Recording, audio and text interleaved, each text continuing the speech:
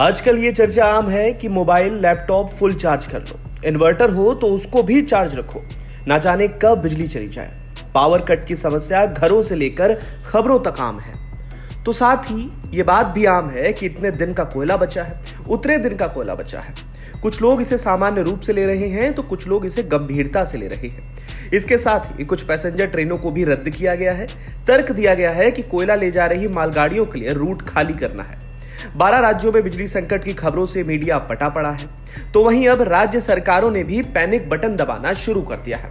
हालांकि केंद्र सरकार के पास अपने तर्क हैं, कहते हैं सब कुछ कंट्रोल में है। तो चलिए जानते हैं कि इस कोयला संकट की आखिर हकीकत क्या है, वजह क्या है और कितना बड़ा है ये संकट। सबसे पहले तो ये समझते हैं कि कोयला संकट और बिजली संकट का आपस में संबंध क्या है।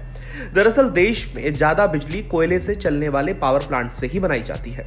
ऐसे पावर प्लांट्स की बिजली बनाने की क्षमता फिलहाल 2,04,080 मेगावाट है। यह कुल बिजली उत्पादन का 51.1% है। अब समझते हैं कि देश में बिजली की मांग कितनी है।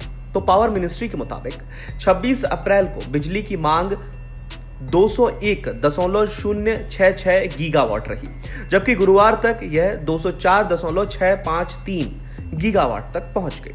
पिछले साल सबसे ज्यादा डिमांड 200.53 गीगावाट रही। मंत्रालय का कहना है कि मई जून में मांग 215 से 216 गीगावाट तक पहुंच सकती है। अब एक और बात, आप इस रिपोर्ट में बिजली की डिमांड सप्लाई को गीगावाट की यूनिट में सुनेंगे, तो समझ लीजिए 1 गीगावाट होता है 1000 मेगावाट और 1 मेगावाट का मतलब होता है 1 अरब वाट। मतलब अगर आपके पास 1 मेगावाट बिजली है तो आप उससे 100 वाट वाले 1 करोड़ बल्ब जला सकते हैं। डिमांड आपने समझ लिया, अब सप्लाई में कमी का कारण क्या है ये समझते हैं। तो दरअसल बढ़ती हुई गर्मी के साथ साथ इस बार पूरे देश की सभी औद्योगिक इकाइयां कोविड पूर्व के स्तर पर काम कर रही हैं, जिससे पिछले साल के मुकाबले इस बार बिजली की खपत कई गुना बढ़ी हुई नजर आ रही है। देश के हर पावर प्लांट पर दबाव बना हुआ है। कोयले की बढ़ती खपत को देखते हुए कोल इंडिया ने भी कोयले का उत्पादन बढ़ा दिया है। बीते वर्ष की तुलना में इस बार 14% ज्यादा कोयले का उत्पादन हो रहा है। इसके बाद भी बिजली संयंत्र मांग कर रहे हैं कि उनके पास कोयला बहुत कम है। आज सभी बिजली संयंत्रों के पास कोयले का स्टॉक मौजूद है, जितना उनके पास होना चाहिए, लेकिन फिर भी कोयला संकट सरकार के नियमों के चलते बना हुआ है। समझते हैं कैसे। दरअसल पिछले साल हुए संकट को देखते हुए केंद्र सरकार ने नियमों में फेरबदल कर दिया था। नए नियमों के मुताबिक सभी पावर प्लांट्स को ज्यादा स्टॉक रखने के निर्देश दिए गए थे, ताकि बरसात में कोई दिक्कत ना हो। आज सभी प्लांट्स में कोयला स्टॉक इसलिए कम नजर आ रहा है क्योंकि सरकार ने स्टॉक रखने की सीमा को पिछले साल के मुकाबले बढ़ा दिया है और जितना कोयला संयंत्रों में पहुंचना था उतना अभी तक नहीं पहुंचा है। इसके अलावा कुछ और कारण भी हैं, जैसे रूस यूक्रेन युद्ध का प्रभाव। देश के पावर प्लांट्स अपनी उत्पादकता को बढ़ाने के लिए निम्न स्तर के कोयले का आयात भी करते हैं। रूस से आयात होता था, अब नहीं हो रहा और पहले का ऑर्डर फिलहाल बंदरगाहों में अटका हुआ है। बाकी अन्य देशों में कोयला महंगा हुआ है, इसलिए आयात भी बंद है। इसके अलावा इस बार जितनी गर्मी बढ़ी है, कोयले की डिमांड भी उतनी ही बढ़ी है, मतलब 30% तक डिमांड बढ़ गई है।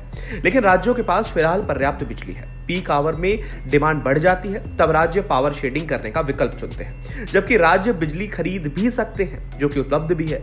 लेकिन राज्य ऐसा नहीं कर रहे क्योंकि बिजली खरीदने पर अतिरिक्त पैसा भी देना होगा और कई राज्य तो पहले से बिजली का बकाया नहीं चुका सके हैं। कोयला बिल के बकाये की लिस्ट देखें तो काफी कुछ स्पष्ट हो जाता है। सरकारी आंकड़ों के मुताबिक महाराष्ट्र 2,608, पश्चिम बंगाल 15,000 से ज्यादा, झारखंड 1,000 से ज्यादा, तमिलनाडु 829 से ज्यादा, मध्य प्रदेश 531 से ज्यादा, राजस्थान 429 से ज्यादा, आंध्र प्रदेश 271, उत्तर प्रदेश 213 से ज्यादा, छत्तीसगढ़ 202 से ज्यादा और कर्नाटक 134 से ज्यादा। ये जो मैंने आपको आंकड़े बताए हैं ये करोड़ रुपए में है। तो इतने करोड़ रुपए का कोयला अभी भी बकाया है इन राज्यों पर। इस खबर में फिलहाल के लिए इतना है। अपडेट्स के लिए बने रहिएगा वन इंडिया हिंदी के साथ।